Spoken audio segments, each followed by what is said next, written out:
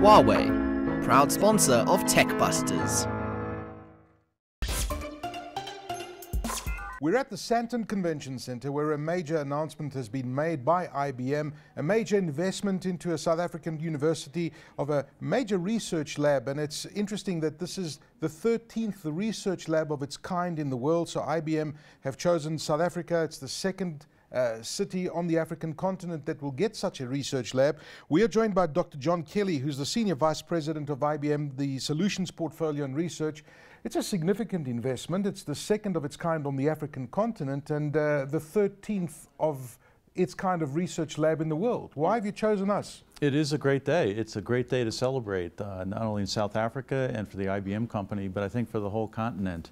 When we look to where do we place such a lab, and these are precious entities, as you said, there's only about 13 now in the world, and we operate in 170 countries. So we could choose any country to put such a lab, and every country wants a lab of this nature.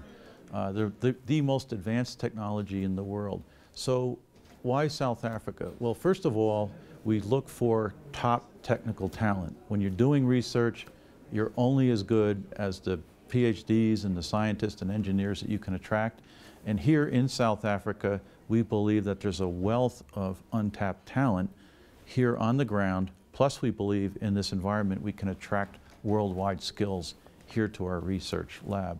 The second thing is partnerships. We need a partnership with a great university, and we need a partnership and support from government to support such a laboratory. And we found that here in South Africa, in Johannesburg, with Wits.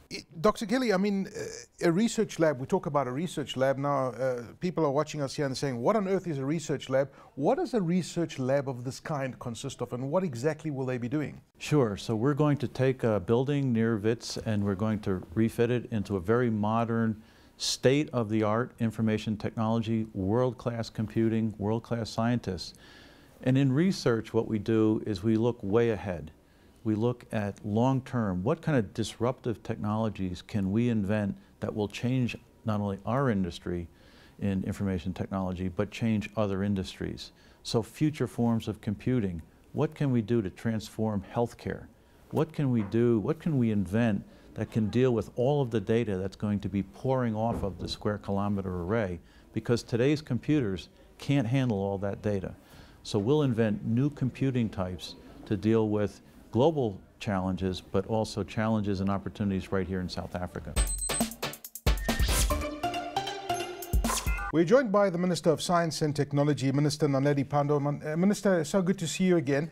And you're very active. You're always doing stuff, and it's fantastic to see you here today. But this is a major announcement that IBM has made. What does it mean to you as a minister? Well, I'm really thrilled. As the Department of Science and Technology, we're always looking out for partnerships that will help us to advance the agenda and priorities that we have as the South African government.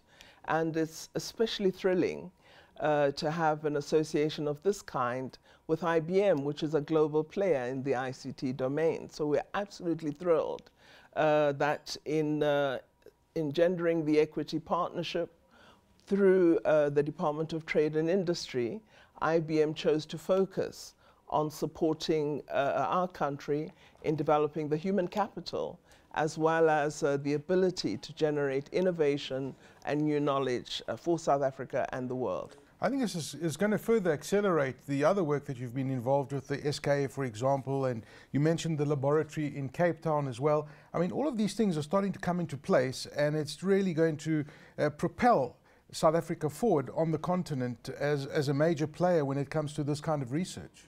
Absolutely. You'll remember a few years ago when we first met, we were talking about the bid for the square kilometer array. Today we're talking about significant data analytics. We're talking about developing new processes, new systems to deal with what the SKA will produce now that South Africa has that bid secured. Yeah. So I think what you have with this relationship and the 700 million investment is the opportunity to develop the human capital that will be able to do this complex work that the SKA is going to bring into play in the science and technology space.